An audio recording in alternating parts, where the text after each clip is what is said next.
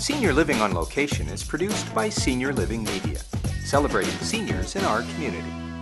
Looking at a barrel may not bring much excitement to most, but to this man, it's a canvas.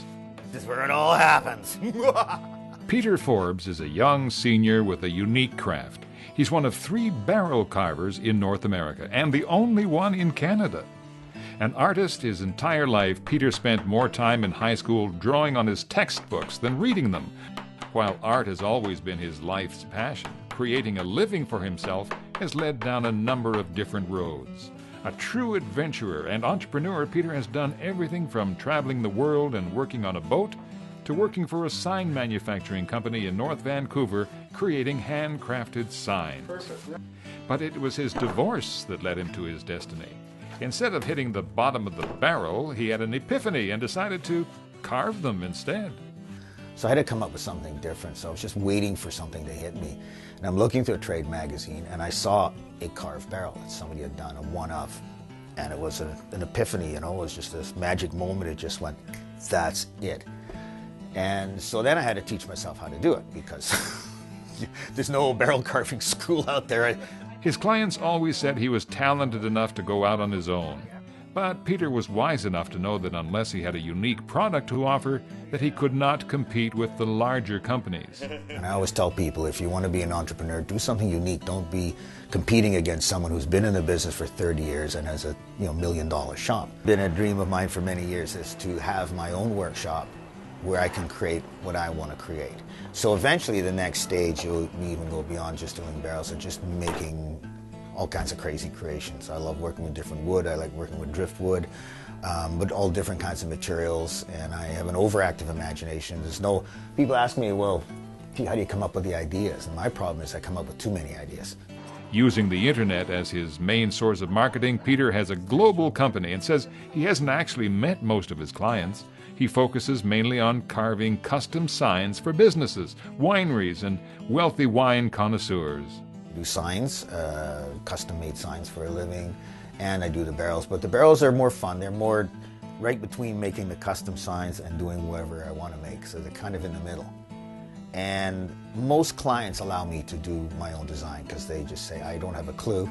In fact, the next one I'm redoing, it's like taking a bag of ingredients and rolling them out and say, okay, and I'll make something out of this. I have to use a redback spider, entrance of a mine, and gold. And for the client, these things all mean something special. And I have to somehow make something out of that for their wine cellar. So it's going to be a real challenge to make something that doesn't look like it's for Halloween. While Peter keeps busy full-time with his booming business, he claims he's pretty much retired. But as they say, retirement is doing what you love, so he carves away a full day's work. Peter believes the older he gets, the more confident he is as a craftsman. When he first started, he wondered if he could actually do some of the designs his clients wanted. He did so well, in fact, that his clientele list has expanded to include some pretty impressive names. The most famous one would be Ringo Starr. And he started a small wine store in upstate New York, I believe, somewhere. And it's called the Angel Share. And the Angel Share is when you open a bottle of wine and the part that evaporates is called the Angel Share. So they basically said, do something with that. And so I did one with an angel with a bottle of wine in its hand that has fallen backwards and crashed into these grapes. And there's this ribbon wrapped around its legs. It got wrapped up in this big ribbon that goes around the barrel and in the grapes. And on their ribbon it says, Angel Share. So that was fun. I'd had to carve about 3,000 little grapes, but I'm used to carving grapes, I tell you.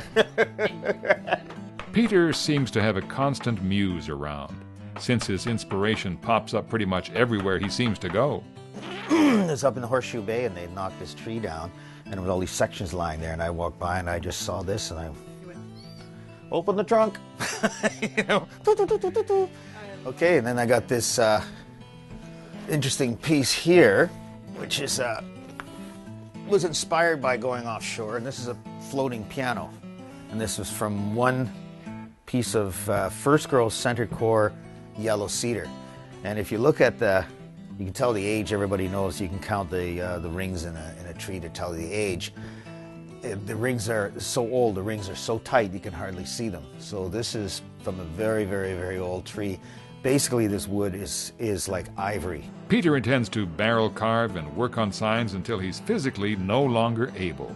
Once he's forced to slow down, he actually hopes to write. Until then, this happy-go-lucky senior entrepreneur has just one single piece of advice to those about to retire. Get a hobby, damn it.